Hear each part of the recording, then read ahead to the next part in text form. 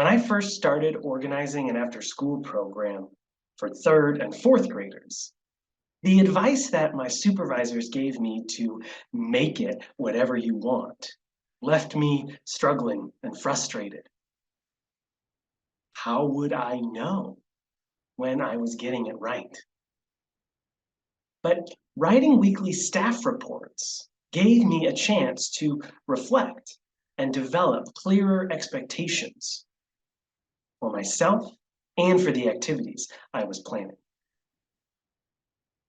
Regular reflection can make a big difference, both in setting meaningful goals for our work and assessing the effectiveness of our efforts. But finding time for personal reflection in an already demanding schedule can be difficult, even when we know it's useful. Fortunately, there are some effective strategies that can help make a habit out of regular reflection. And this is what we'll be exploring in today's session. First, one effective strategy is to set aside a dedicated time for reflection that fits your personal rhythm.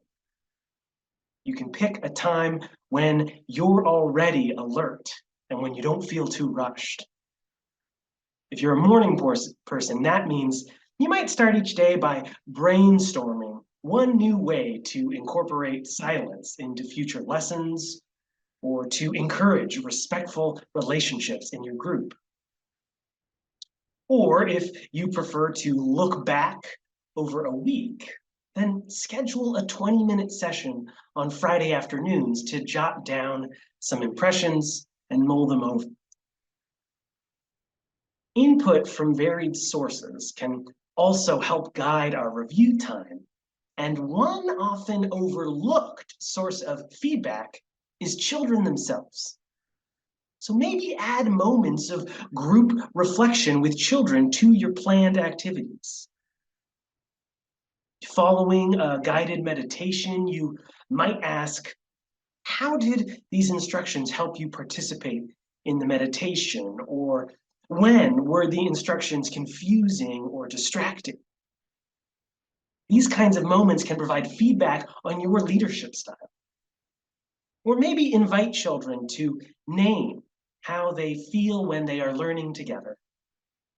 And then type their responses into a word cloud generator for a visual image of the kind of environment you have created. Okay, busyness and multiple responsibilities often mean that there's a significant gap between when something happens and when we have time to reflect about it. So in order to preserve immediate thoughts and feelings, you might try recording voice memos for listening in the future. That way, you have the benefit of some helpful distance, but you can also preserve something of how you felt in the moment. One way to do this would be to use a recording app on your phone to capture your impressions of group engagement while you're out on a nature walk or during a discussion on environmental justice.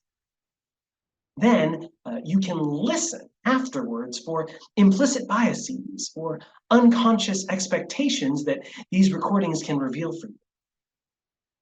They can also help you see the ways your comments suggest you're on the right track. And since regular reflection doesn't have to be a solitary pursuit, you might also form a cohort with other leaders to explore your challenges together. You can share your experience designing a mindfulness center or teaching an embodied practice, and then ask what everyone thinks will improve your space or your technique.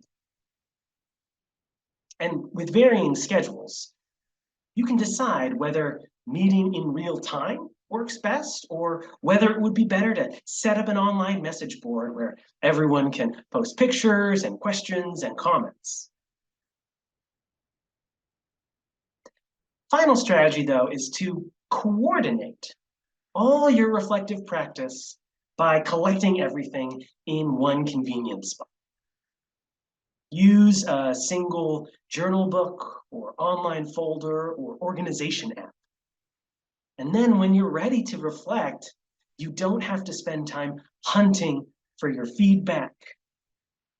Instead, you can focus on recognizing your strengths and identifying areas of improvement. Regular reflection helps us to grow as leaders and as co-learners with the children that we're supporting. And so these strategies can help us to make that kind of reflection a consistent habit throughout our practice.